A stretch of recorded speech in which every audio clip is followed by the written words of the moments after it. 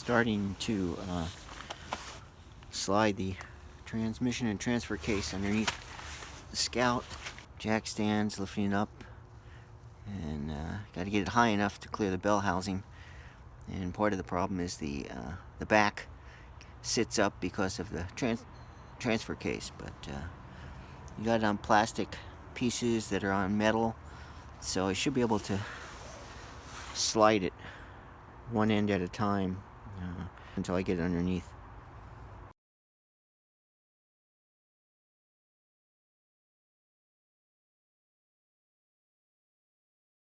The transmission and transfer case is in the center of the Scout. Underneath it, hooked up the rear drive shaft to try and locate it. This is where the transmission, it's still low, it needs to be raised up, but this is where the transmission would end up using the drive shaft as it is, which is fairly far forward, further forward than it used to be.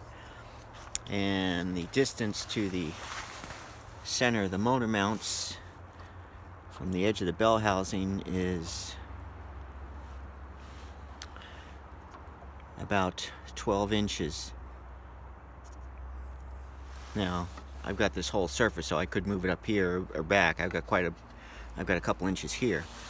But if I go to the engine from the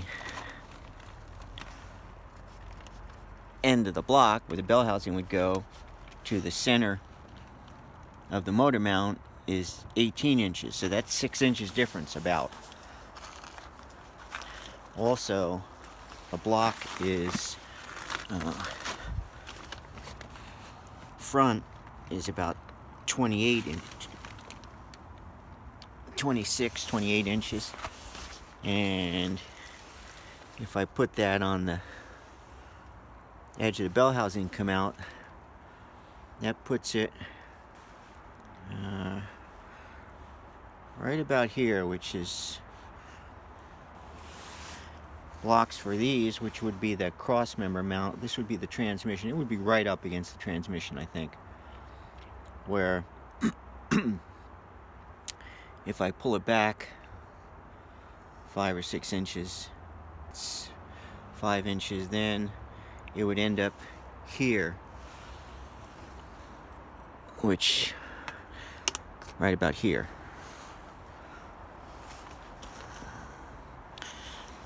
So since I'm on the first of the transmission mounts, first of the transmission mounts, there's Scout's nice because they use different things, but they built it in. So I'm on the forward one, there's a middle one, and then there's the back one. So I can move this back a bit and see where we go. Also, if I look inside right now, you can see that we're pretty far forward. I mean, here's 4x4 would be right here. So coming back about 5 inches would put it right here, which I think is a good position. So I'm going to move back at least one, if not 2 places. I think I'll go to the other side of that, to where I have some bolts coming down. I think that's actually where it originally was. But the extra length here in the 4x4 extension is what drove it forward. Why the drive shaft comes out where it does.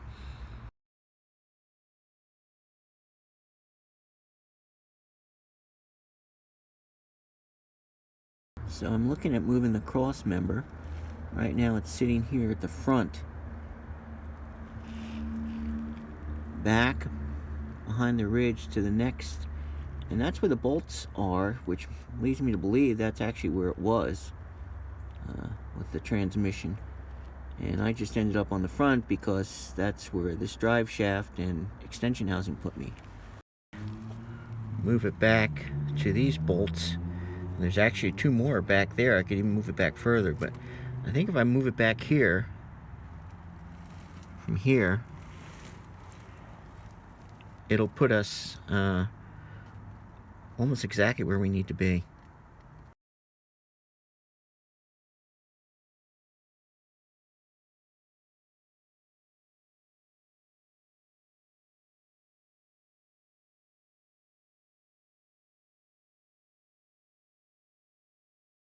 Decided to go with the option of moving the transmission back and shortening the drive shaft. I like the idea of having some room in front in case I need it in the future. So what I'm doing is I've got a jack underneath the pan with a block of wood so I don't dent the pan, and then I have a block of wood in the front of the transmission up to the scissor jack that I took from the Dakota. And so I'm slowly pushing it back on the relocated cross member. I moved the cross member back to the other spot, further back spot where it was originally. And now I'm trying to get it so that I have the 18 inches from the bell housing to the motor mount.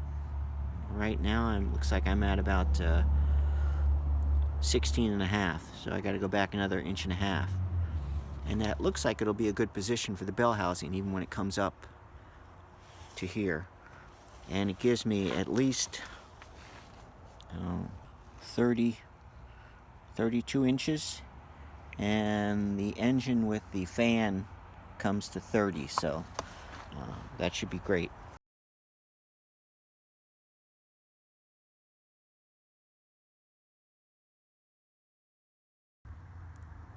Here you can see what I was talking about with the using the floor jack piece of wood, and I've got wood as a spacer on the cross member to slide it back, so it's sliding back on wood, no bolts yet, but the cross member is bolted in at the next position further back. It's the middle position, I believe, for the cross member.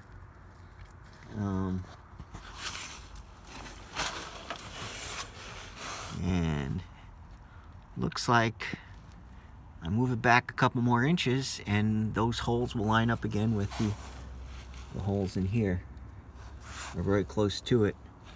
I'm going to put the plate on that comes for the 4x4 so that I have 4 bolts, and then I'll bolt into the plate hopefully and use the original rubber isolator, and that should make for a nice suspension for the transmission.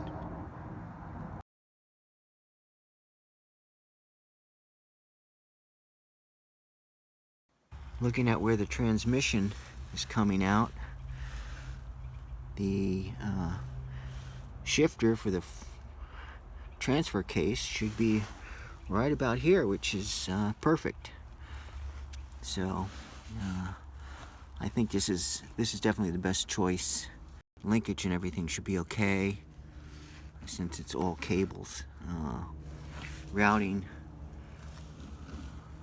hydraulic line should also be all right. This needs to be twisted this way, tilted over, so we'll see. But this is at about 18 inches.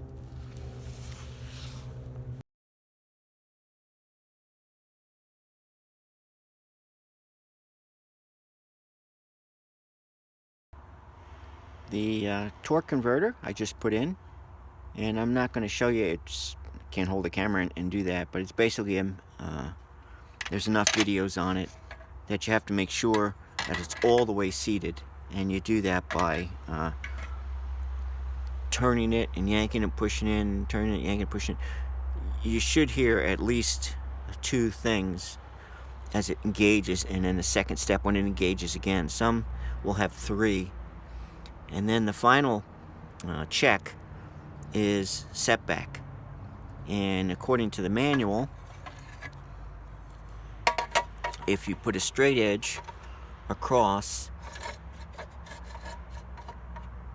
the there should be ½ an inch from the edge of the bell housing to the flex plate holes, mounting points. Should be at least 1/2 inch. So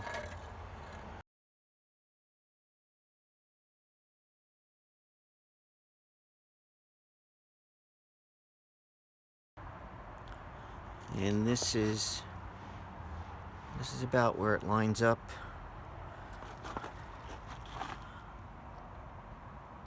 Still is going to have to come up quite a bit, but depth-wise, it's just about where it's going to be, give or take 1/2 inch.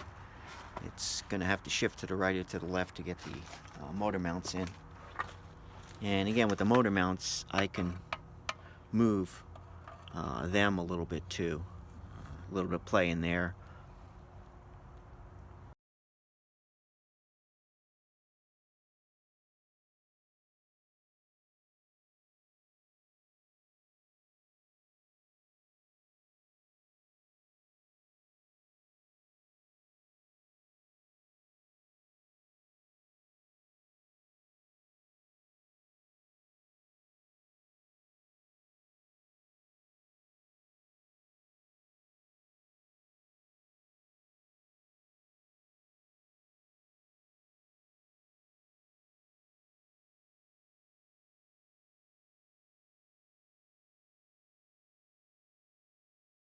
Well, we plan on reusing the motor mounts out of the Scout.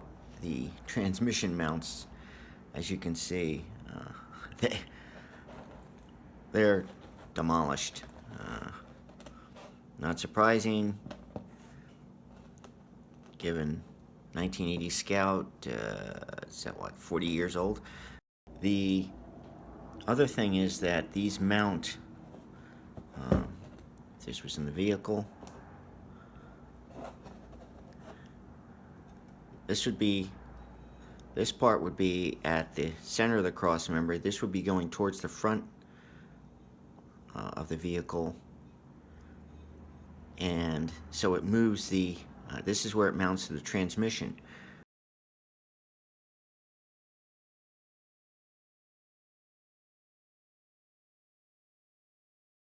This is the stock, or what came with the two-wheel drive transmission. The extension, two-wheel drive extension, has a 3-point. This is the one you need for the four-wheel drive extension. It has a 4-point. But you can see, got that. That's the same on both. I thought I was going to be able to use this with the insulator that bolts to the frame, but that won't work on when you turn it over. It doesn't have the horns to attach that to. The correct one is this monster, which is similar to the Scout, but it's a lot bigger. And I'm happy with that. I think that's good. What I think I'm going to do is cut off this, since I have a spare one of this, and put this here, like the other one on the horn on the other side. And then I'll have 2 places that I can put